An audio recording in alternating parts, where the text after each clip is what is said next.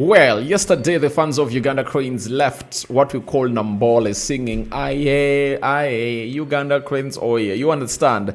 That was the order of the day, and the success of Uganda, or the signals that Uganda was obviously going to be winning this game between them and Somalia, came in early enough. And how did it come in early enough? Because Allan Okello, in the 6th minute, went ahead to obviously score a penalty, and he converted it very, very well into the back of the net. Then, 33 minutes later, Jude Semugabi went ahead to make it.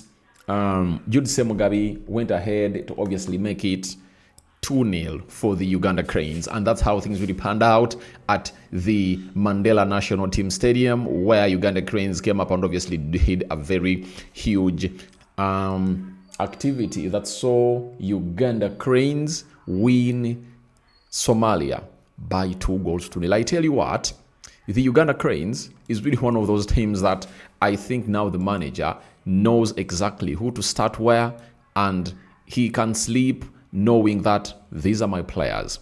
When you look at the starting 11 for the Uganda Cranes, I think the manager went ahead to obviously make one change. Sibik came in for a player known as Elvis Bomono. If you've been following up on that, you know that Bomono has been playing as a right back, but Sibik, a Wigan player who plays is in the championship, came in and obviously put in a very huge shift for the club, for the country. And I tell you what, I really liked his services. But let's talk of the 2-goal win. You know, the 2-goal win really came in through when Uganda was on pressure, as Mozambique had gone ahead to obviously overtake us, and they were back in second after Mozambique went ahead to find themselves in a position of really beating Botswana by 2-0. You know, and after beating Botswana by 2-0, Mozambique found themselves in a position of really displacing Uganda. But Uganda came in early and really took an early lead through Allan Okello. Then Jude Semugabi came up and obviously doubled that result to really 2-0, and that's how Uganda went ahead, obviously put in a very huge shift. Now, let's talk about Allan Okello. Looks like Allan Okello has gone ahead to make it a habit that scoring for Uganda Cranes is really on his daily menu. If at all you've been following him up, you saw him up in the build-up games towards the Chan tournament, and even in the Chan tournament, you saw to it that he carried the Uganda Cranes on his back. Let's all admit, the lad carried Uganda Cranes on his back throughout that so-called tournament. And you saw to it that even when he never showed up, that's when we obviously went ahead to obviously get out. That was the game of Senegal, where Allan Okello was really isolated by his fellow players, because none of them could obviously get close to him to see to it that they give him support. And if you want to get the best of Allan Okello, if you want to obviously get Allan Okello into the mix, you need to be having players that will go ahead and obviously support him each and every time he really gets that ball, to really come up with those redondos and triangles into the game and build those patterns, you understand?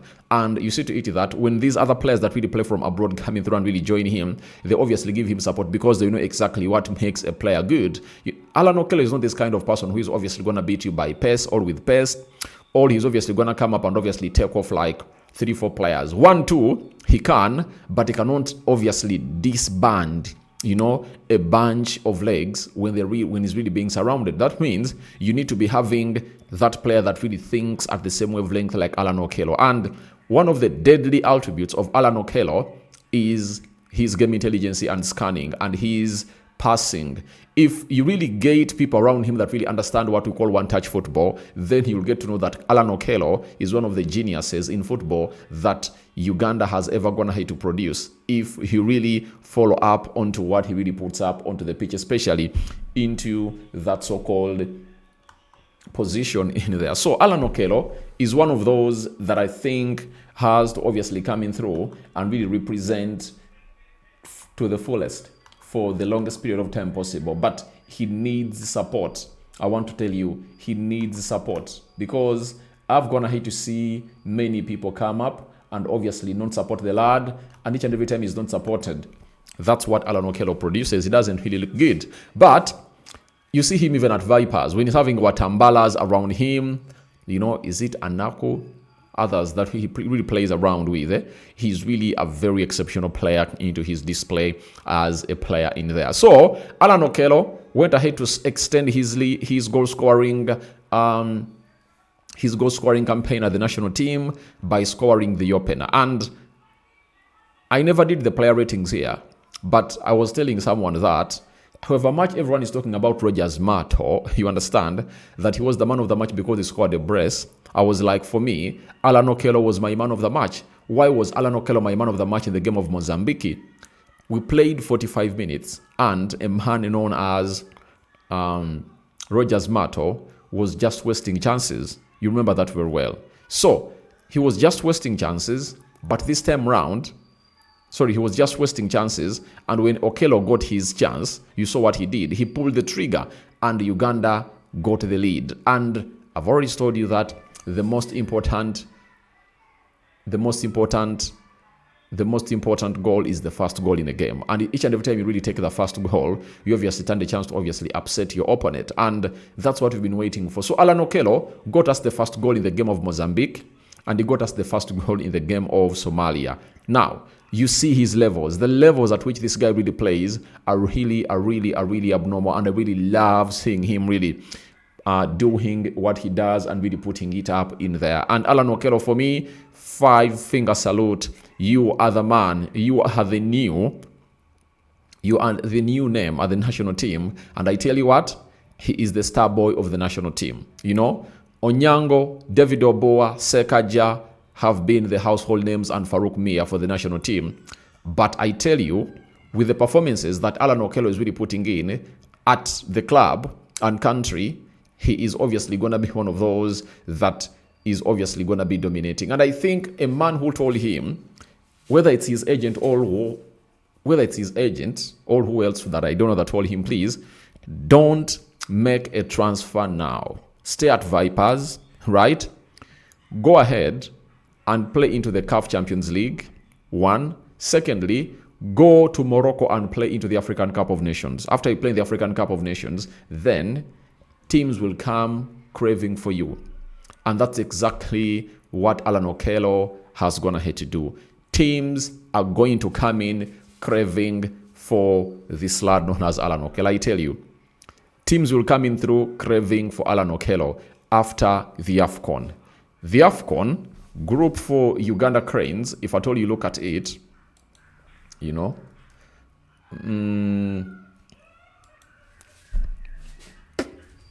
AFCON group for the Uganda Cranes has the following teams. There is Nigeria, there is Tanzania, there is Tunisia, and there is Uganda. And Uganda can easily top this group. And if Allan Okello keeps fit and keeps his performances at this wavelength, I tell you, we can go and he really makes a very huge name, because Nigeria and Tunisia are teams that are really having players who are really being monitored by other agents. Now, very few agents will come in through monitoring Allan Okello. That's the truth.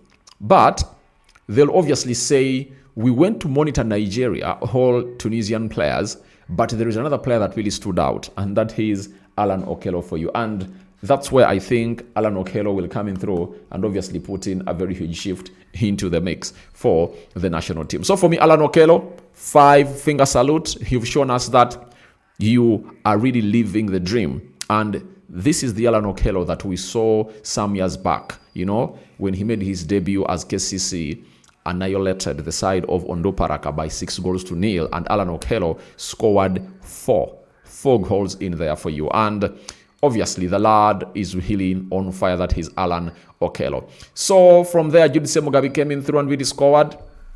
Jude Semugabi is also making a very huge statement for himself, and looks like he's undroppable in the lineup of the manager, that is Paul Put. And by the way, Uganda had some home-based players, by the way.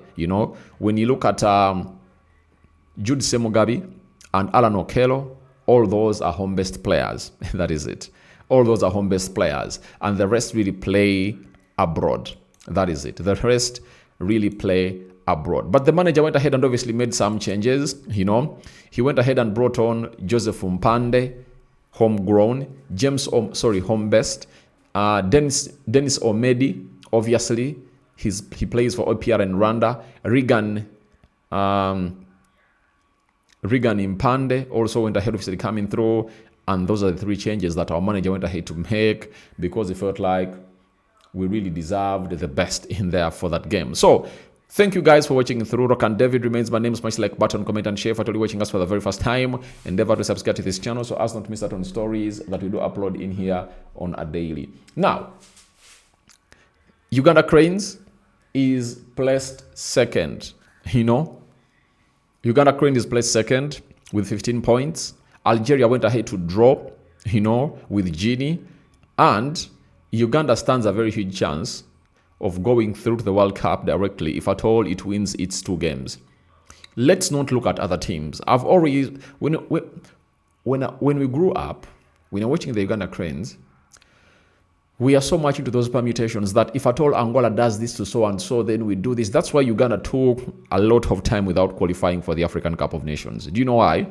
We never took it by our hands.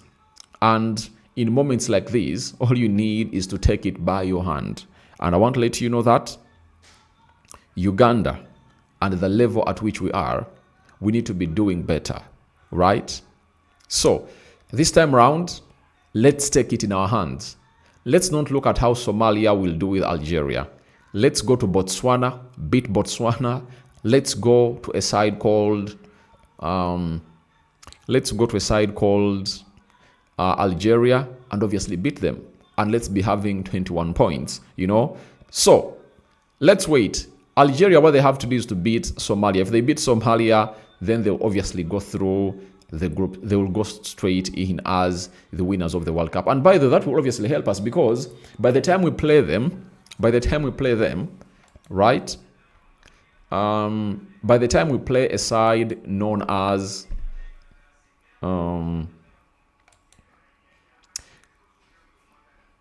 by the time we play a team known as Algeria, they would have already gone ahead to go through. And we'll be looking in for the second best teams. Now, the second best teams in all these group stages, Burkina Faso has 14 points. Senegal has 15 points. Benin has 11. Cameroon has 15. Tanzania has 10. Gabon has 18. Uganda has 15. Namibia has 12. Madagascar has 16.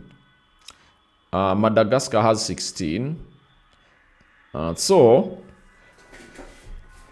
I think the threat that we are really having ahead of us is DR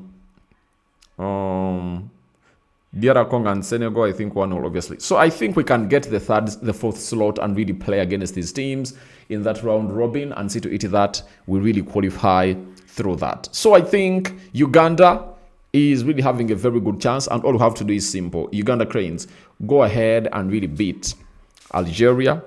Go ahead and really beat a team known as Botswana.